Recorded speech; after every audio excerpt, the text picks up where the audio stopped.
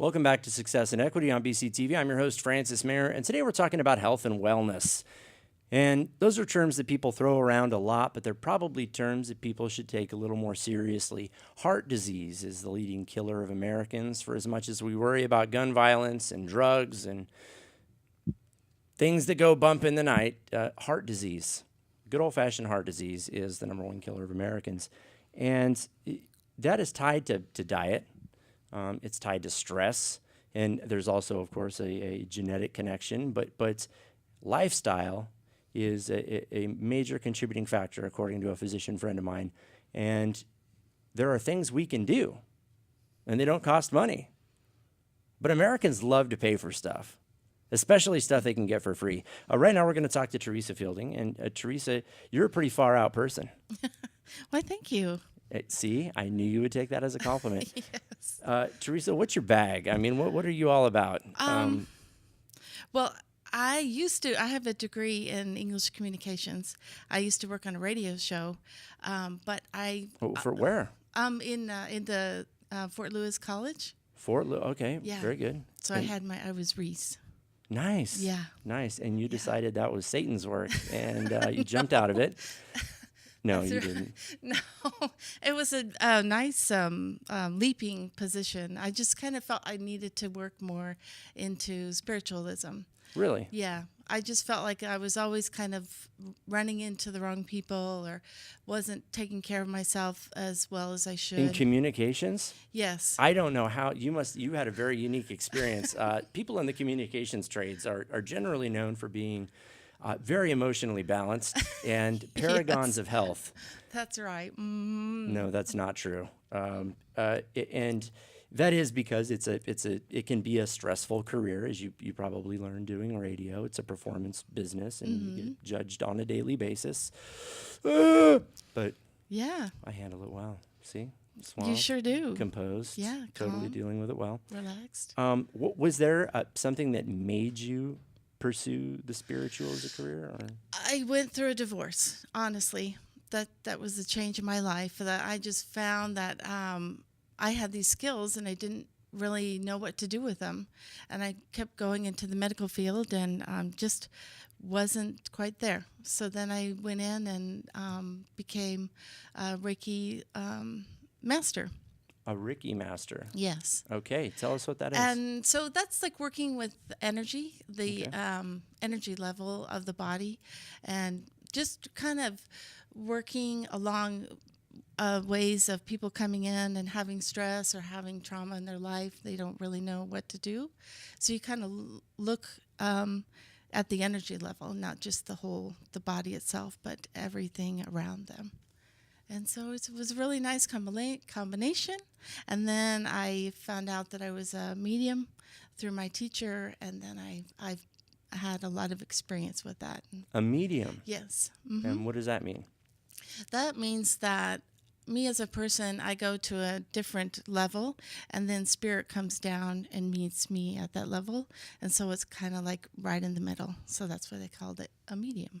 Really? Mm-hmm. So you believe that there is another dimension of existence? Oh, yes, many. Wow. Yes. Uh-huh. So I'm able to communicate with people's lost loved ones or family members. So it's really quite beautiful.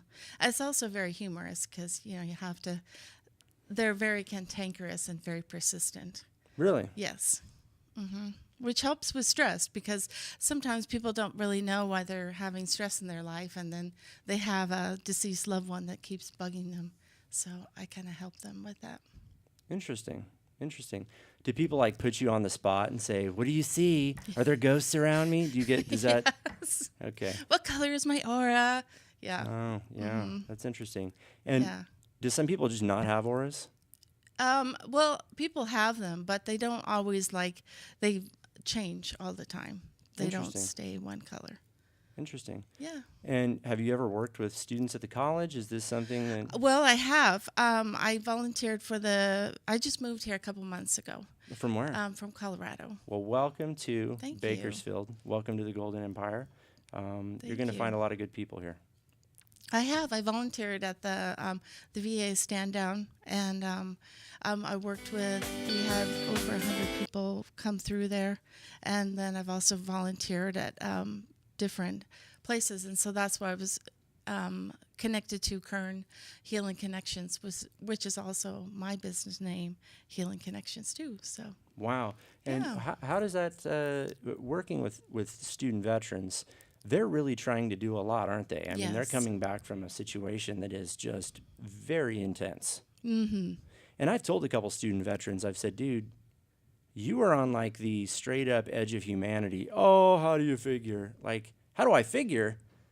That's about as intense as it comes. Yeah. Mm-hmm. I mean, combat. That's an ancient, Yeah. sadly, an ancient human tradition, but I mean, that's about as risky and edge of. And how do you help them then be better students? Or I guess, is better student, maybe that's not Better exactly. people in the community, I think, and Okay. it helps them to feel better about themselves. I just, you learn in Reiki and working with spirit that to calm their spirit, to calm themselves down, and then once you're calm, then you can kind of go out and reach other people and do better in everyday life. Now, do you find opposition to this? Do sometimes people go, okay, come on, like, Uh-huh. But those are the people that really want to connect to spirit the most. really? Yeah. And when you say connect to spirit, do you mean their own spirit, or are you talking about? I'm talking about there's different layers of spirit, but the first ones are deceased loved ones, and those are the people that are trying to contact them. But then there's light beings and angels and God, and they kind of go all the way through. So, Wow. yeah, it's pretty fascinating. Yeah, indeed it is. And do you have people from different spiritual backgrounds coming to you, or? Yeah, I have people that have a spiritual background, but don't really let everybody know. They don't really for example, I met somebody in the community that he does massage, but he also does the spiritual part kind of on his own, quietly. Why quietly? That's a good question.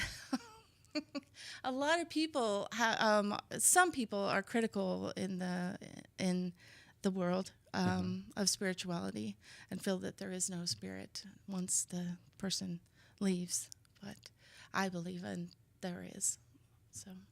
Well, it's definitely one of the great questions of the human existence. I understand that we are the only animals that are aware that it comes to an end. Yeah. Our time's finite. At least on. Well, on the physical level, yes, but not on a spiritual. Right. So you went from communications and working in radio to having some pretty far out, and I'm not saying that dismissively, but some pretty broad beliefs about how to help people. Mm-hmm. And have you seen positive results? I mean, Oh, yes. Because English communications, but I also worked in the medical field. Mm-hmm. And so you see that when people are sick, that's where they need the help. So I've really seen results with that too. And when you say sick, you've seen results? In the hospital, people that are going through hospice, people that are really sick and they don't really know why. They keep going back and forth to the hospital, not really recognizing their body. Yeah. And so when you say recognizing their body, Well, for example, there's a whole different belief of healing that if you have an ailment, say you get headaches, it could be your head, or you could have injured yourself, but also it could be that part of your body is called the crown chakra, and that's where God is just trying to reach you and to get you to connect with yourself, with spirit. And so, yeah, it's pretty fascinating. and have you ever turned around like totally obstinate rednecks who were like, "Spirit world, lady, I ought to shake you up"? Yes, What are you talking about? I have. Mm-hmm. And do you have like a trump card you play? Like your Uncle Ray says, stop doing that stuff in the closet or whatever. I don't know.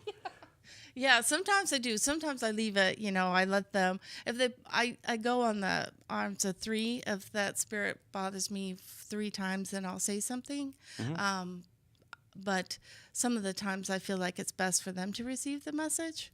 But some of the times that person hasn't been able to reach them.